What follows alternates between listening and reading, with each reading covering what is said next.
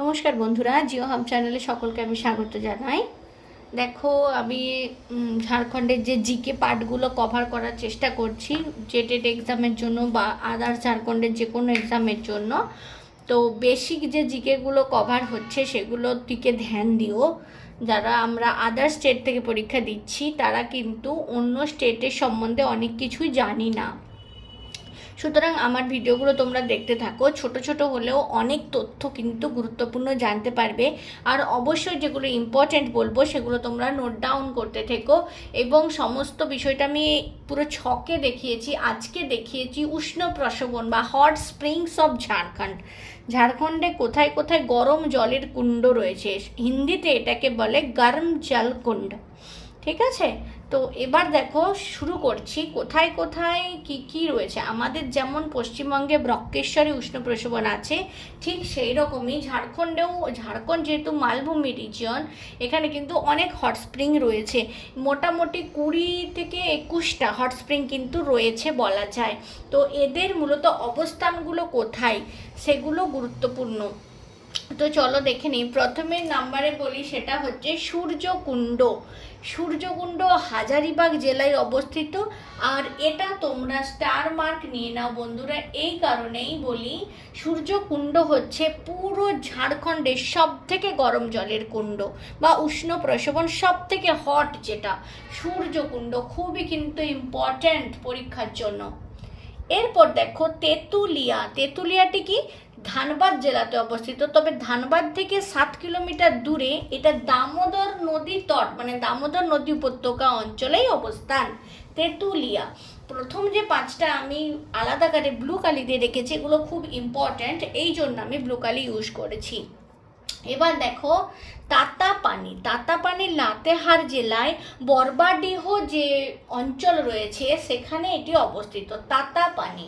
দুয়ারি। দুয়ারি হলো চাতরা জেলায় বা চতরা যে জেলা রয়েছে সেখানে অবস্থিত। 5 নাম্বার হচ্ছে কাবা। কাবার হাজারিবাগ জেলায় অবস্থান রয়েছে। 5টা সূর্যকুণ্ড, তেঁতুলিয়া, তাতাপানি, দুয়ারি, কাবা, খুব খুব গুরুত্বপূর্ণ। তবে এখনকার দিনে যে এক্সাম প্যাটার্ন আমি লক্ষ্য করছি, গুরুত্বপূর্ণ ছাড়াও যেগুলো সাধারণত বেসিক, যেগুলোর নাম কেউ জানেই না, সেগুলো থেকে কোশ্চেন জিজ্ঞাসা করা হচ্ছে বেশি। তো খুঁটিনাটিগুলোও জেনে রাখা দরকার। ততলই। ততলই হলো দুমকা জেলায় অবস্থিত। দুমকা জেলায় যে ভুরভুরি নদী, কি নাম এর, নামটা হলো ভুরভুরি। ঠিক আছে, ভুরভুরি নদীর উপত্যকা অঞ্চলে এটা অবস্থিত। এবার দেখো চরকখুক্ত। চরকখুক্ত যেটা, সেটা হচ্ছে খুঁটি জেলায় অবস্থিত। আর এটা মানে চরকসুদ গাঁও যে নাম, সেখানে এটা অবস্থিত বলে এর নামটা চরকখুক্ত। বোঝা গেল? এইখানে একটা এই নামে গ্রামও আছে। এবার বলি ঝরিয়া পানি। ঝরিয়া পানি যেটা, সেটা দুমকা জেলায় অবস্থিত। এই দেখো ঝরিয়া পানি আমি লিখেছি, দুমকা জেলায় অবস্থিত। আর এটা গোপীকাদর বলে একটা জায়গা আছে, তার পাশে অবস্থান রয়েছে। এগুলোও খুবই মানে জেনে রাখা, নাম ট্রামগুলোর সাথে পরিচয় থাকা একান্ত দরকার। এবার দেখো বলি তপাত পানি। তপাত পানি হলো দুমকা জেলায় অবস্থিত। এটা কুরমাবাদের পাশে। মোর নদী। মোর মানে ময়ূর। ঠিক আছে, হিন্দিতে ময়ূরকে মোর বলে। আর সেই মোর যেটা, সেটা কোন নদীর অপর নাম আমি তোমাদেরকে বলেছিলাম আমার ভিডিওতে। ময়ূরাক্ষী নদীকেই মোর নদী বলা হয় ঝাড়খণ্ডে। সুতরাং ময়ূর যে নদী বা ময়ূরাক্ষী নদীর উপত্যকা অঞ্চলে এটা দেখতে পাওয়া যায়। এবার দেখো যেটা রয়েছে সেটা হলো রানীবহল।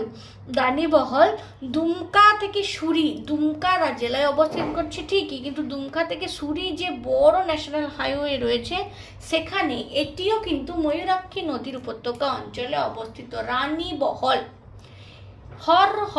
হরহদ হাজারিবাগ জেলায় রয়েছে। নুমবিল কোন জেলায়? দুমকা জেলায়। কেনালগুডা বলে একটা জায়গা রয়েছে, তার পাশে রয়েছে নুমবিল। বারা ঝর্ণা, এটা কোথায়? বারা ঝর্ণাটা দুমকা জেলায় অবস্থিত। এটা ভাগলপুর, যে গুরুত্বপূর্ণ ভাগলপুরে একটা ইউনিভার্সিটিও আছে, সেই ভাগলপুর ইউনিভার্সিটি বা ভাগলপুর জায়গাতে এটা অবস্থিত, বারা ঝর্ণা। শিবপুর সোতা, শিবপুর সোতা হচ্ছে পাকুড় জেলায় অবস্থিত এবং সব থেকে শেষে বারামসিয়া, বারামসিয়া পাকুড় জেলাতেই অবস্থিত। এইরকমই ছোট ছোট বিভিন্ন আর দু একটা হয়তো পাবে হার্ডলি, যেটা একদম লেটেস্ট আবিষ্কৃত হয়েছে হয়তো বা, সেটা না, বেশি নেই, এইগুলোই অল্প স্বল্পের মধ্যে রয়েছে হট স্প্রিং, তবে অনেকটাই বেশি অন্যান্য রাজ্যের তুলনায়, সুতরাং মনে রাখা খুবই জরুরি। আমি দেখেছি জিএসএসসি সিজিএল এই সূর্যকুণ্ড যে জায়গাটা রয়েছে সেটার নাম পরীক্ষার সময় আসে। ঝরিয়া পানি, এটাও খুব ইম্পর্টেন্ট,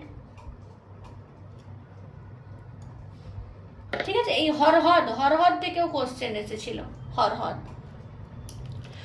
আজকের ভিডিওতে আমি মোটামুটি যতগুলো গরম জলের কুণ্ড ঝাড়খণ্ডে রয়েছে সেগুলো নিয়ে আলোচনা করলাম। পরবর্তীকালে আরও কিছু ভিডিও আমি আনবো, তো অবশ্যই আমার ভিডিওগুলো তোমরা দেখো, স্কিপ না করে পুরোটা দেখবে, কারণ লাস্টে আমি ইম্পর্ট্যান্ট অনেক বিষয়ে আবার পুনরায় রিপিট করি। চ্যানেলে ভালো লাগলে অবশ্যই চ্যানেলটাকে সাবস্ক্রাইব করে নিও, আর যারা নতুন তাদেরকেও এটা দেখার সুযোগ করে দিও। তাই অনেক বেশি লাইক আর শেয়ার করার তোমাদের কাছে রিকোয়েস্ট রইল। আজকে এই পর্যন্ত, পরবর্তীকালে একটা অন্য ভিডিও নিয়ে আমি তোমাদের সামনে হাজির হব।